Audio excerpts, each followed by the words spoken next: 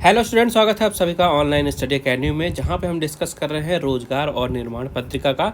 तो आज के इस वीडियो में हम डिस्कस करेंगे 5 जून से 11 जून 2023 तक का जो एडिशन है उसे देखें क्या कुछ इंपॉर्टेंट रहा इस हफ्ते। इसके अलावा काफ़ी सारे इंपॉर्टेंट एमसीक्यू भी हैं तो उन्हें भी कवर करने वाले हैं। तो सेशन काफ़ी ज़्यादा इंपॉर्टेंट होगा, मेक श्योर लास्ट तक बने रहिएगा और पसंद आए तो लाइक और शेयर जरूर करिएगा।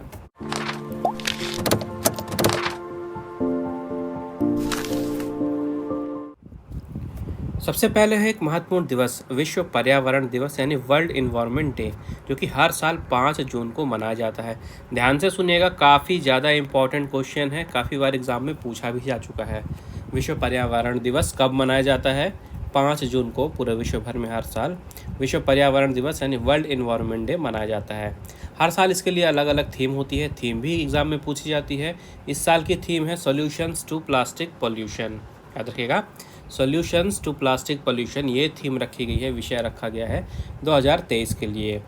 और ये जो विश्व पर्यावरण दिवस है इसको मनाया क्यों जाता है? इसका मेन एम ये है कि जो मानव जाति है इनको पर्यावरण के प्रति जागरूक किया जाए, किस तरह से हमारा पर्यावरण हमारे लिए कितना ज़रूरी है, किस तरह से हम इसे सुरक्षित रखें अपने आने वाले भविष्य के लिए, और किन किन चीज़ों के कारण इसको नुकसान हो रहा है उन्हें किस तरह से रोका जाए, जो नुकसान हो रहा है उन चीज़ों को बंद किया जाए, और इसका जो संरक्षण है और इसकी जो सुरक्षा है ये सब हमें ही करना है भविष्य के लिए। तो इसी चीज़ों के बारे में जागरूक करने के लिए इस दिन की शुरुआत की गई थी। हर साल इसका आयोजन कोई एक देश करता है, जहाँ पे विश्व भर के जो अलग अलग देश हैं वहाँ के प्रतिनिधि भाग लेते हैं। तो इस साल का जो होस्ट देश रहा है ये था कोते दी आइवोरे। ठीक है, कोते दी आइवोरे, और इनके साथ ही साथ नीदरलैंड्स। तो 2 देश हैं इस साल, नाम याद रखिएगा, कोते दी आइवोरे और इनके साथ नीदरलैंड्स। इनका आपको नाम याद रखना है, ये आयोजक थे। थीम याद रखना है सॉल्यूशंस टू प्लास्टिक पॉल्यूशन, और डेट याद रखना है 5 जून। तो विश्व पर्यावरण दिवस मनाने की शुरुआत कब हुई थी? इसकी शुरुआत हुई थी 1972 में। तो संयुक्त राष्ट्र संघ ने 5 जून 1972 को पहला पर्यावरण दिवस मनाया था, और तब से हर साल इसे मनाया जाता है। अब ध्यान ये दीजिएगा कि 1972 में स्टॉकहोम में पहली बार पर्यावरण सम्मेलन आयोजित किया गया था। कहाँ पे? स्टॉकहोम में पहली बार पर्यावरण सम्मेलन आयोजित किया गया था, और इसके बाद से 1973 से ऑफिशियली हर साल विश्व पर्यावरण दिवस मनाया जाने लगा। फिर देखते हैं यहाँ पे कुछ करंट इवेंट्स। तो सबसे पहले यहाँ पे नीति आयोग से न्यूज़ है। तो हाल ही में नीति आयोग की 8वीं गवर्निंग काउंसिल की बैठक हुई है। प्रधानमंत्री नरेंद्र मोदी जी ने इस बैठक की अध्यक्षता की है, ये आपको याद रखना है। नीति आयोग, ठीक है, नीति आयोग की 8वीं गवर्निंग काउंसिल की बैठक हुई थी, जिसकी अध्यक्षता प्रधानमंत्री नरेंद्र मोदी जी ने की है। अब नीति आयोग से आपको क्या क्या याद रखना है इस इवेंट से? तो आपको मेन ये याद रखना है कि अध्यक्षता प्रधानमंत्री नरेंद्र मोदी जी ने की है। इसके अलावा नीति आयोग से आपको इसका फुल फॉर्म याद रखना है। नीति आयोग का हमेशा फुल फॉर्म भी पूछा जाता है, तो इसका फुल फॉर्म होता है national institution for transforming India. क्या होता है? National institution for transforming India, इसका फुल फॉर्म होता है। इसकी स्थापना की गई थी 2015 में। इसकी स्थापना की गई थी 2015 में, और यहाँ के चेयरपर्सन कौन होते हैं, अध्यक्ष कौन होते हैं? ये भारत के प्रधानमंत्री होते हैं, जो प्रेजेंट में नरेंद्र मोदी जी हैं। तो हाल ही में इसकी 8वीं गवर्निंग काउंसिल की बैठक हुई थी। इसके बाद राष्ट्रीय नमूना सर्वेक्षण संगठन कार्यालय ने कुछ आंकड़े दिए हैं, जिनके अनुसार भारत में 5 साल में जो शहरी बेरोजगारी का आंकड़ा है ये अपने सबसे निचले स्तर पे आ गया है। तो शहरी क्षेत्रों में 15 साल और उससे अधिक उम्र के लोगों में जो बेरोजगारी दर है इस साल के जनवरी से मार्च की जो तिमाही थी इसमें घट के 6.8% ही रह गई है। पिछले साल इसी तिमाही में, यानी कि जनवरी से मार्च की जो तिमाही है, यहाँ पे जो ये आंकड़ा था ये 8.2% का था, शहरी बेरोजगारी आंकड़ा, और इस साल ये घट के 6.8% रह गया है। फिर यहाँ पे चर्चा में देखते हैं कौन है। तो सबसे पहले हैं रियाना बरनावी। तो पहली बार कोई अरबी महिला अंतर्राष्ट्रीय स्पेस स्टेशन पहुँची हैं, और एक तरह से इतिहास बना है, इसलिए काफ़ी ज़्यादा वेरी वेरी इम्पॉर्टेंट टॉपिक है ये। नाम है इनका, याद रखिएगा, रियाना बरनावी। क्यों इम्पोर्टेंट है? क्योंकि ये पहली सऊदी अरब की महिला हैं जो अंतरिक्ष में पहुंची हैं। तो इनका नाम आपको याद रखना, रेयाना बरनावी। इसके बाद है पसांग दावा शेरपा। पसांग दावा शेरपा, इन्होंने अभी हाल ही में 27वीं बार माउंट एवरेस्ट की चढ़ाई की है। और इन्होंने जो विश्व रिकॉर्ड है, कामी रीता शेरपा, जो कि पिछले वीडियो में मैंने आपको बताया था कि इन्होंने सबसे ज़्यादा बार एवरेस्ट की चढ़ाई की है, तो अब पसांग दावा शेरपा ने भी 27वीं बार माउंट एवरेस्ट की चढ़ाई कर ली है और कामी रीता शेरपा के साथ इस शिखर पर सर्वाधिक बार पहुँचने का रिकॉर्ड का इन्होंने बराबरी कर लिया है। फिर हैं सुमित सुलान, ये भारतवंशी है और इनको वीरता पदक दिया गया है। न्यूयॉर्क पुलिस विभाग में पदस्थ हैं, ये भारतीय मूल के अधिकारी, 27 वर्ष के हैं ये सुमित सुलान। इनको अभी हाल ही में वीरता पुरस्कार से सम्मानित किया गया है। तो इनका नाम आपको याद रखना है, सुमित सुलान। इसके बाद हैं भारतीय शांति सैनिक, जो कि संयुक्त राष्ट्र के जो मिशन होते हैं, पीस मिशन होते हैं, शांति मिशन होते हैं, इनमें भाग लेते हैं। तो 3 भारतीय शांति सैनिक हैं जिनको मरणोपरांत संयुक्त राष्ट्र के प्रतिष्ठित पदक से सम्मानित किया जाएगा। ये जो 3 सैनिक हैं इनका नाम याद रखिएगा, शिशुपाल सिंह, शाबर ताहिर अली और सनवाला राम विश्नोई। फिर से सुन लीजिए, शिशुपाल सिंह, शाबर ताहिर अली और सनवाला राम विश्नोई। तो इन तीनों के आपको नाम याद रखने हैं। फिर चेक गणराज्य से न्यूज़ है, तो यहाँ के एथलीट हैं जोसेफ सालेक। जोसेफ सालेक, इनको जोस्का के नाम से भी जाना जाता है। इन्होंने 9 घंटे 38 मिनट और 47 सेकंड तक प्लैंक किया और इन्होंने विश्व रिकॉर्ड बनाया है। गिनीज़ वर्ल्ड रिकॉर्ड में इनका नाम शामिल किया गया है, 9 घंटे 38 मिनट और 47 सेकंड लगातार प्लैंक करके। फिर यहाँ पे गोस्पोडिनोव और रोडेल हैं, इन्होंने अंतर्राष्ट्रीय बुकर पुरस्कार जीता है। बुल्गारिया के लेखक हैं जॉर्जी गोस्पोडिनोव, जॉर्जी गोस्पोडिनोव। और अनुवादक एंजेला रोडेल, अनुवादक हैं एंजेला रोडेल। इनको अंतर्राष्ट्रीय बुकर पुरस्कार से सम्मानित किया गया है। काफ़ी ज़्यादा इम्पॉर्टेंट अवार्ड होता है ये, तो यहाँ से क्वेश्चन आने के चांस हैं। दोनों के आपको नाम याद रखने हैं। जो उपन्यास था जिसके लिए पुरस्कार दिया गया है, इसका नाम है टाइम शेल्टर, टाइम शेल्टर। तो उपन्यास के लेखक जॉर्जी गोस्पोडिनोव और अनुवादक एंजेला रोडेल, इनको दिया गया अंतर्राष्ट्रीय बुकर पुरस्कार। उपन्यास का नाम था टाइम शेल्टर। तो ये 3 चीज़ें आपको याद रखनी हैं। इसके बाद मंगल ग्रह से न्यूज़ है, तो मंगल ग्रह से पृथ्वी पर सिग्नल भेजा गया था। मंगल ग्रह से पृथ्वी पे सिग्नल भेजा गया था जो पृथ्वी पे रिसीव हुआ है। तो जो मंगल ग्रह पे जीवन की खोज चल रही है, इसी दौरान यूरोपियन स्पेस एजेंसी के एक्सोमास ट्रेस गैस ऑर्बिटर ने 16 मिनट में एक सिग्नल भेजा है। और ये मैसेज भेजा क्यों जा रहा है? तो ये मैसेज इसलिए भेजा जा रहा है कि वैज्ञानिक जो हैं ये चेक करना चाहते हैं कि अगर कोई एलियन हैं, तो अगर वो मार्स से हमें या किसी दूसरे ग्रह से हमें सिग्नल भेजते हैं तो क्या हम वाकई उन्हें रिसीव कर रहे हैं या आगे कर पाएंगे या नहीं। तो इसी कारण से ये चेक किया गया था, मार्स से अर्थ पे सिग्नल भेजा गया था और ये सिग्नल पूरी तरह से अर्थ पे रिसीव हुआ अभी हाल ही में। फिर है ब्रिगिट हेनरिक्स, ये ओलंपिक के प्रमुख थीं। ब्रिगिट हेनरिक्स फ्रांस की ओलंपिक समिति की पहली महिला प्रमुख थीं। अब क्योंकि पहली महिला प्रमुख थी इसलिए नाम इम्पोर्टेंट हो जाता है, सभी को पता है। तो याद रखना आपको, फ्रांस की ओलंपिक समिति की पहली महिला प्रमुख ब्रिगिट हेनरिक्स, इन्होंने अपने पद से इस्तीफा दे दिया है। आगे है स्मृति शेष, तो यहाँ पे ऑस्ट्रेलिया के पूर्व टेस्ट कप्तान हैं ब्रायन बूथ। हाल ही में 89 ईयर्स की उम्र में इनका निधन हो गया है। ऑस्ट्रेलिया के लिए क्रिकेट खेलते थे। फिर प्रसिद्ध फिल्म अभिनेता हैं शरथ बाबू, इनका भी हाल ही में 71 वर्ष की आयु में निधन हो गया है। फिर यहाँ पे महान कलाकार हैं टीना टर्नर, रॉक एंड रोल की क्वीन के नाम से मशहूर थी ये। अमेरिका की टीना टर्नर, हाल ही में 83 वर्ष की आयु में इनका निधन हो गया है। इसके बाद है अभिनेता नितेश, टेलीविज़न कलाकार भी थे ये, राइटर और डायरेक्टर भी थे, नितेश पांडे। हाल ही में 51 वर्ष की आयु में इनका भी निधन हो गया है। इसके बाद है एक अवार्ड जो कि है ट्रैवलर्स चॉइस अवार्ड 2023 का। तो ये अवार्ड दिया जाता है विश्व विख्यात पर्यटक मार्गदर्शी संस्था ट्रिप एडवाइज़र यूएस के द्वारा। ट्रिप एडवाइज़र यूएस के द्वारा तो इन्होंने ट्रैवलर्स चॉइस अवार्ड 2023 की घोषणा की है, जिसमें मध्य प्रदेश पर्यटन की 12 यूनिट्स ने अंतर्राष्ट्रीय अवार्ड जीता है। एमपी टूरिज्म की 12 यूनिट्स ने इस अवार्ड को जीता है। 2023 का ये अवार्ड है ट्रैवलर्स चॉइस अवार्ड।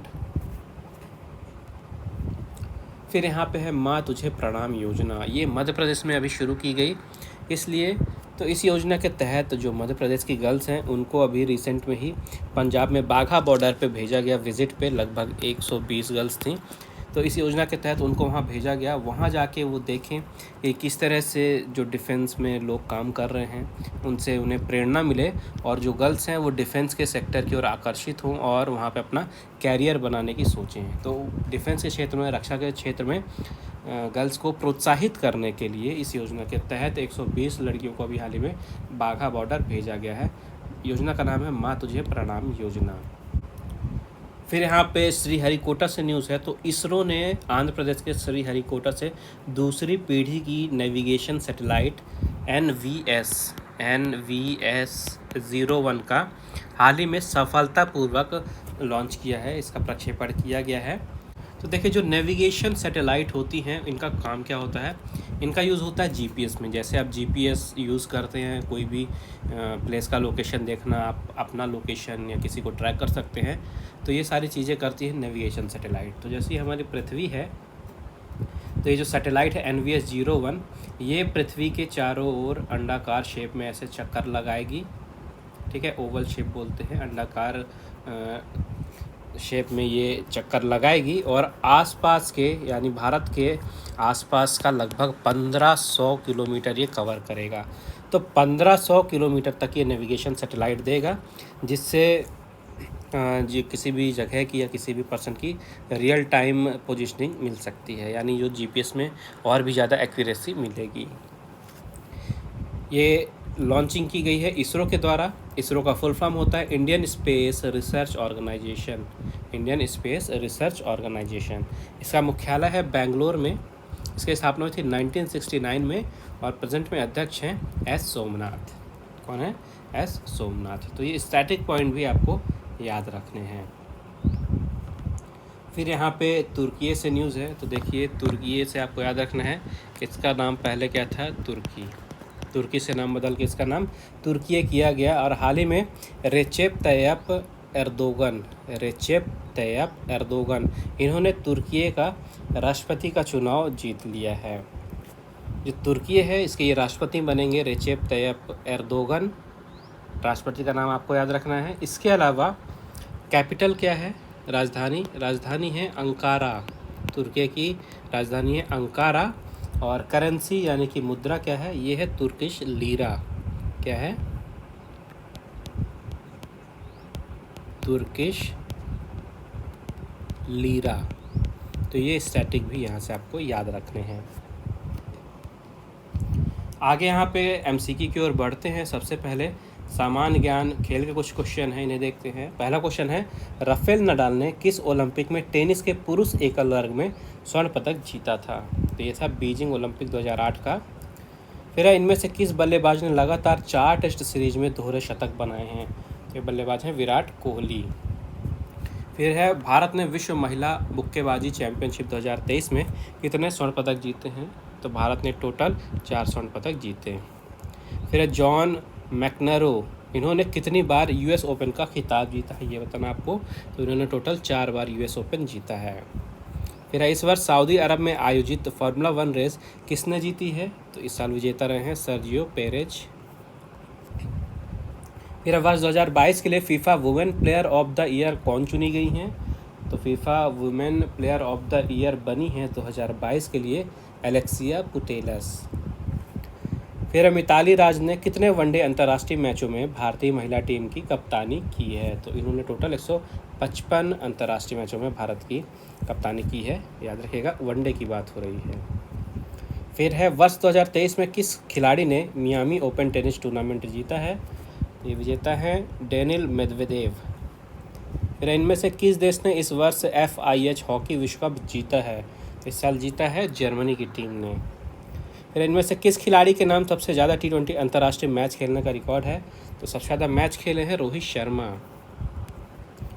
नेक्स्ट है, किस भारतीय खिलाड़ी को फ्लाइंग सिख के नाम से जाना जाता है? इंपॉर्टेंट क्वेश्चन है, पहले भी पूछा जा चुका है। मिल्खा सिंह को जाना जाता है फ्लाइंग सिख के नाम से।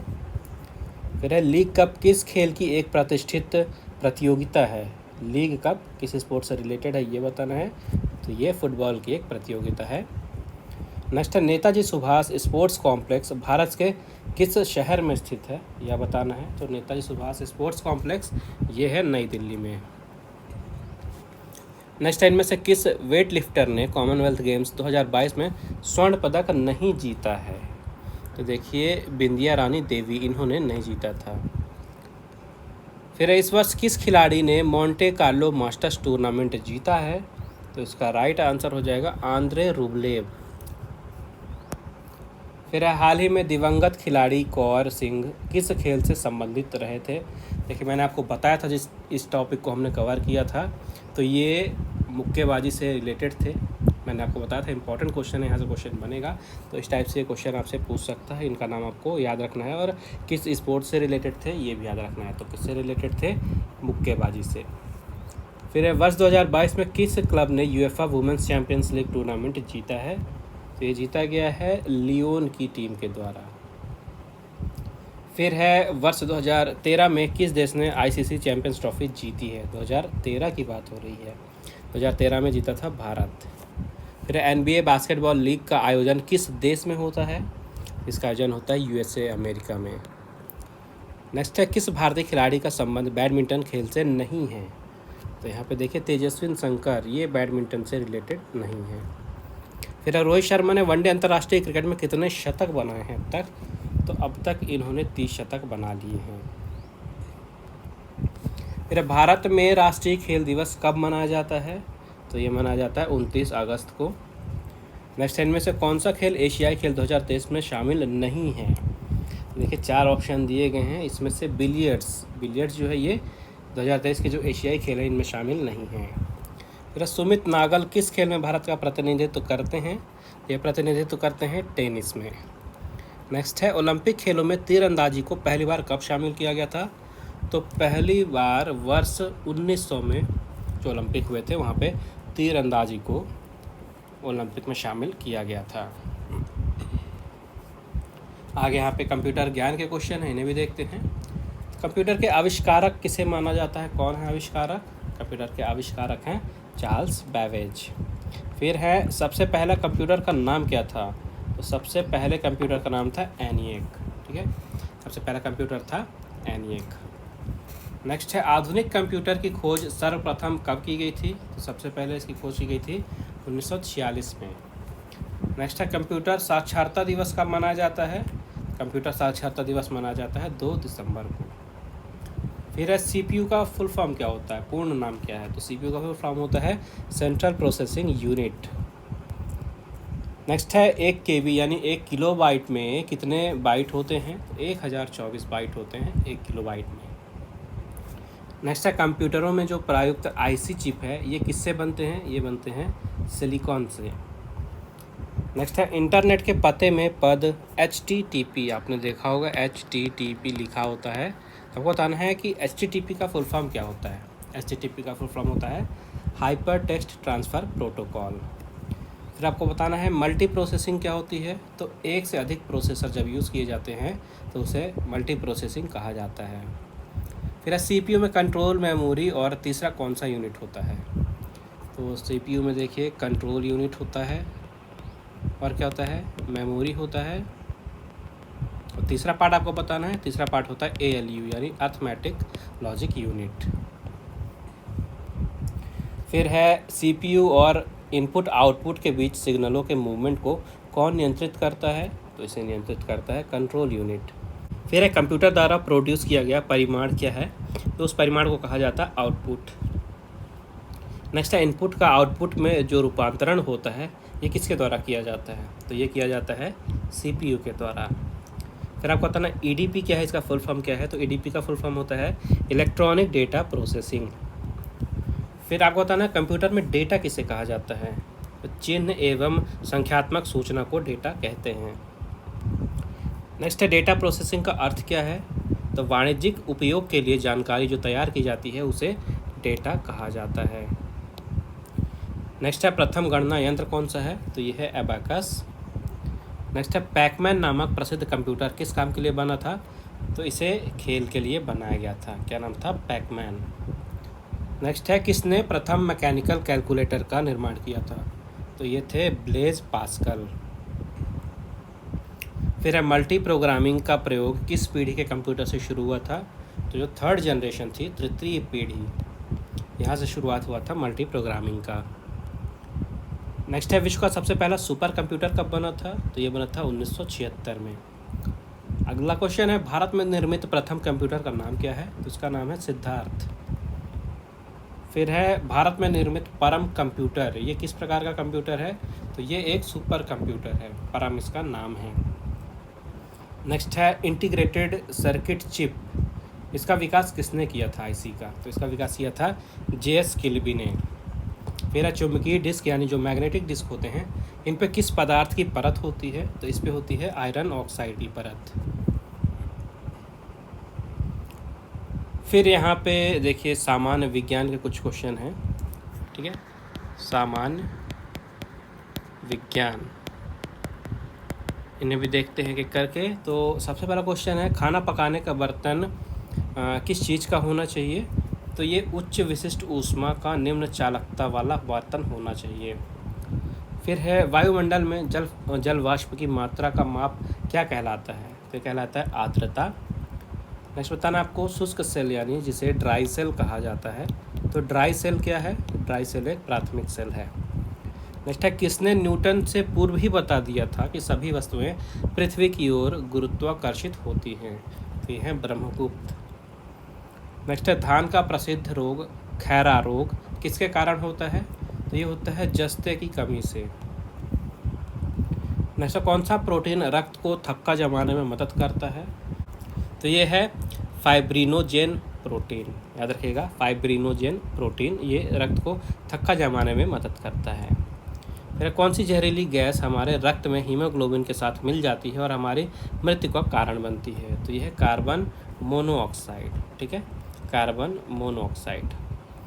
फिर है झरने में जब जल ऊंचाई से गिरता है तो उसका ताप क्या हो जाता है, उसका ताप बढ़ जाता है। नेक्स्ट है मासिक धर्म से ग्रसित लड़कियों को किस टाइप के भोजन खाने की आवश्यकता होती है, तो उन्हें ऐसा भोजन खाने की आवश्यकता होती है जिसमें लोहे और कैल्शियम, आयरन और कैल्शियम ज़्यादा हो। फिर है यूरिया को प्रायः खाद की तरह प्रयोग किया जाता है क्योंकि किस चीज़ का स्रोत है, तो ये नाइट्रोजन का स्रोत है। नेक्स्ट है ऊष्मा एक प्रकार की ऊर्जा है जिसे कार्य में बदला जा सकता है, इसका प्रत्यक्ष प्रमाण सबसे पहले किसने दिया था, ये प्रमाण दिया गया था रमफोर्ड के द्वारा। फिर है केल्विन तापमापी में बर्फ़ का गलनांक कितना होता है, तो केल्विन तापमापी में बर्फ़ का गलनांक होता है 0 डिग्री केल्विन, ध्यान से देखिएगा 0 डिग्री केल्विन है, ये सेल्सियस नहीं है।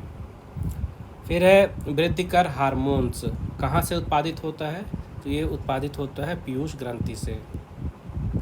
नेक्स्ट है ताप युग्म तापमापी किस सिद्धांत पर आधारित है, तो ये आधारित है सीबेक के सिद्धांत पे। नेक्स्ट है कोशिका के किस भाग को साइट ऑफ कंट्रोल कहा जाता है, तो ये भाग है केंद्रक। फिर टिक्का रोग किस फसल से संबंधित है, तो टिक्का रोग संबंधित है मूंगफली की फसल से।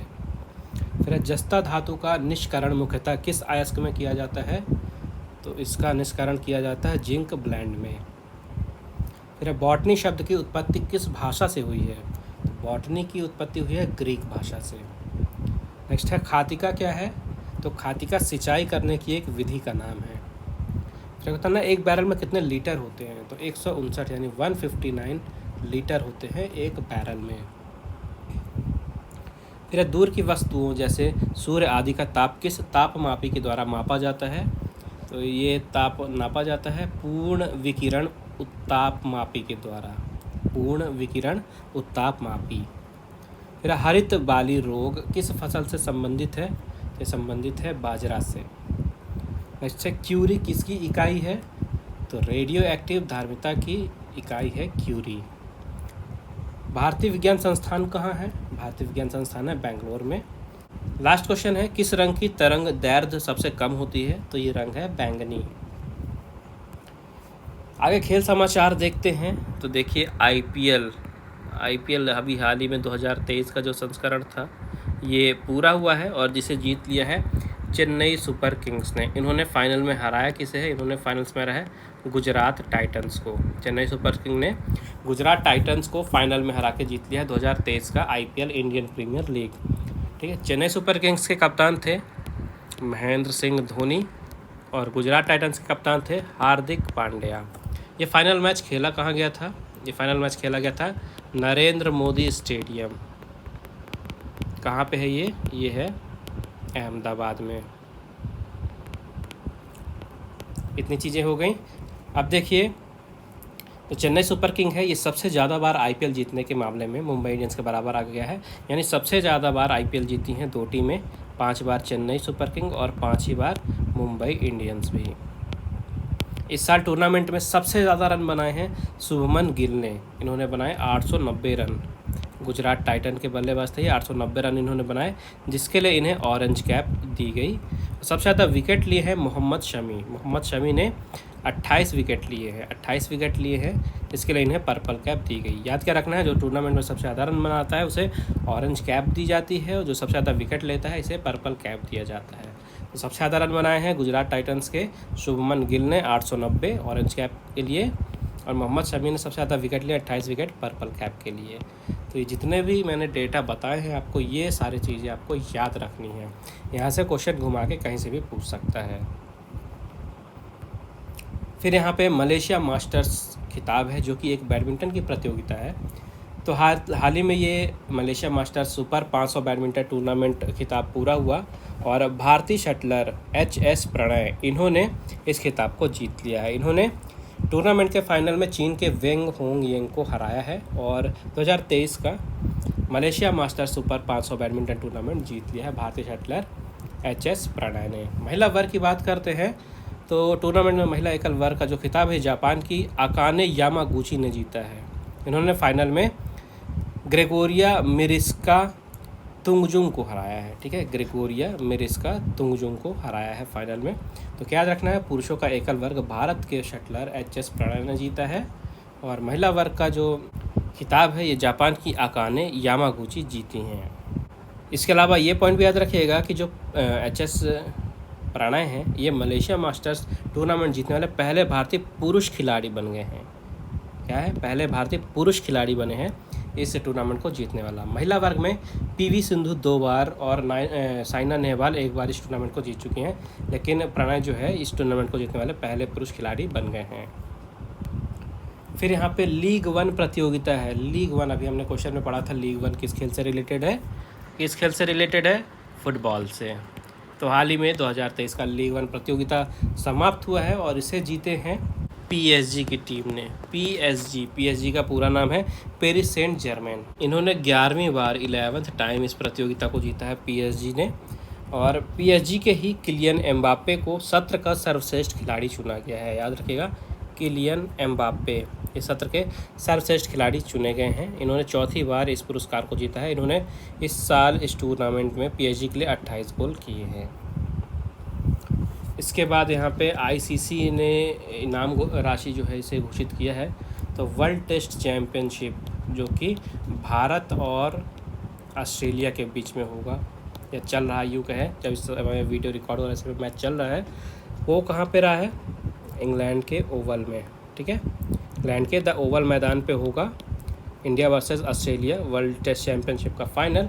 तो आईसीसी ने इसकी इनामी राशि में थोड़ी बढ़ोतरी की है। तो इस साल जो विजेता बनेंगे इन्हें 13 करोड़ रुपए दिया जाएगा। पिछले साल के प्राइज़ मनी से बात की जाए तो ये 29 लाख रुपए ज़्यादा है। तो विजेता टीम को 13 करोड़ रुपए दिए जाएंगे और उप विजेता टीम को 6.5 करोड़ रुपए इनामी राशि में वृद्धि की गई है। इस कारण से न्यूज़ में था। फिर यहाँ पे फार्मूला 1 F1 रेस चैम्पियनशिप है। तो हाल ही में मोनाको ग्रैंड प्रिक्स संपन्न हुई है। ठीक है, F1 रेस का 2023 का मोनाको ग्रैंड प्रिक्स हाल ही में संपन्न हुआ है, जिसे जीते हैं मैक्स वर्स्टैपेन। याद रखना आपको, 2023 का F1 Monaco grand prix race जीते हैं मैक्स वर्स्टैपेन। फिर यहाँ पे हैं रेयान क्रूज़र, तो अमेरिका के स्टार एथलीट हैं और 2 बार ये ओलंपिक चैंपियन भी रह चुके हैं। रेयान क्रूज़र इन्होंने शॉट पुट में अपना ही विश्व रिकॉर्ड तोड़ा है और नया वर्ल्ड रिकॉर्ड बनाया है। इन्होंने लॉस एंजलिस ग्रैंड प्रिक्स में शॉट पुट स्पर्धा में अपने चौथे प्रयास में 23.56 मीटर की दूरी तय की और स्वर्ण पदक जीता है और एक नया विश्व रिकॉर्ड बनाया है। पहले ये रिकॉर्ड इन्हीं के नाम में था 23.37 मीटर का, अब नया रिकॉर्ड है 23.56 मीटर का। तो आपको रिकॉर्ड नाम याद रखना है और खिलाड़ी का नाम याद रखना है, एथलीट का नाम रेयान क्रूज़र। किस देश के एथलीट हैं ये याद रखना, अमेरिका के। किस खेल से संबंधित हैं, तो ये एथलीट हैं, शॉट पुट में ये कम्पीट करते हैं, याद रखना है। फिर यहाँ पे फुटबॉल का एक और टूर्नामेंट है Coppa Italian cup. Coppa Italian cup तो इटली के फुटबॉल क्लब इंटर मिलान ने कोपा इटालियन कप का खिताब जीत लिया है। 2023 का ये कोपा इटालियन कप जीता है इंटर मिलान ने। इन्होंने टूर्नामेंट के फाइनल में फियोरेंटीना को 2-1 से हराया है। ठीक है, फियोरेंटीना को इंटर मिलान ने 2-1 से फाइनल में हराया और जीत लिया इस साल का कोपा इटालियन कप। फिर यहाँ पे हैं अवनी लखेरा, इन्होंने पैरा शूटिंग वर्ल्ड कप में रजत पदक जीता है अभी हाल ही में। तो भारत की पैरालंपिक चैंपियन निशानेबाज हैं अवनी लखेरा। इन्होंने दक्षिण कोरिया में आयोजित world shooting para sports world cup में रजत पदक जीता है। इन्होंने महिलाओं की 10 metre air rifle standing HS1 स्पर्धा में ये रजत पदक जीता है। तो इनका नाम आपको याद रखना है, अवनी लखेरा। किस खेल से संबंधित है, शूटिंग से। कहाँ पे इन्होंने रजत पदक जीता है, तो इन्होंने world shooting para sports world cup में रजत पदक जीता है और ये आयोजित कहाँ हुआ था, ये हुआ था दक्षिण कोरिया में। तो इस तरह से आपको रिलेट करके सारी चीज़ें याद रखनी हैं। फिर यहाँ पे FBK गेम्स होने वाले हैं और न्यूज़ ये है कि जो भारत के स्टार ओलंपिक चैम्पियन हैं एथलीट नीरज चोपड़ा, ये चोटिल हो गए हैं और ये जो FBK गेम्स है इसमें ये पार्टिसिपेट नहीं कर पाएंगे। नीरज चोपड़ा चोटिल हो गए हैं और FBK गेम्स में पार्टिसिपेट नहीं करेंगे। ये जो FBK गेम्स हैं ये नीदरलैंड्स के हेंगेलो में आयोजित होने वाले हैं और नीरज चोपड़ा इस टूर्नामेंट से बाहर हो गए हैं। तो आज के अंक में बस इतना ही। आई होप आपको वीडियो यूज़फुल लगी होगी। अगर वीडियो पसंद आए तो प्लीज़ वीडियो को लाइक ज़रूर करिएगा, ज़्यादा से ज़्यादा शेयर कीजिए अपने दोस्तों के साथ और अगर आपने अभी तक चैनल को सब्सक्राइब नहीं किया है तो सब्सक्राइब करके बेल आइकन दबा दीजिएगा ताकि जैसा ही अगला प्रकाशित हो उसकी वीडियो तो सबसे पहले आपको नोटिफिकेशन मिल जाए। इस न्यूज़पेपर और पत्रिका की PDF आपको ऑनलाइन स्टडी अकेडमी के टेलीग्राम चैनल पर मिल जाएगा। टेलीग्राम चैनल का जो लिंक है आपको इस वीडियो के डिस्क्रिप्शन पर मिल जाएगा। ठीक है, तो टेलीग्राम चैनल पे आपको इसका PDF, जो भी दूसरे न्यूज़पेपर मैगजीन है उनका PDF, daily current affair, vocab GK, job alert, सब कुछ एक ही प्लेस में इंपॉर्टेंट अवेलेबल है, तो वहाँ ज़रूर ज्वाइन करिएगा। इसके अलावा चैनल पे PD यानी प्रतियोगिता दर्पण जून 2023 का जो अंक है इसका 3 पार्ट में वीडियो अवेलेबल है और प्रतियोगिता दर्पण कोई भी एग्ज़ाम हो भारत का सबसे ज़्यादा इंपॉर्टेंट मैगजीन मानी जाती है, तो उसे मिस आउट बिल्कुल मत करिएगा। मेक श्योर उस वीडियोस को भी ज़रूर चेकआउट करिएगा, वीडियो लिस्ट में आपको मिल जाएगा। बाकी मिलते हैं अगले अंक के प्रकाशन के बाद, तब तक के लिए take care and thank you guys.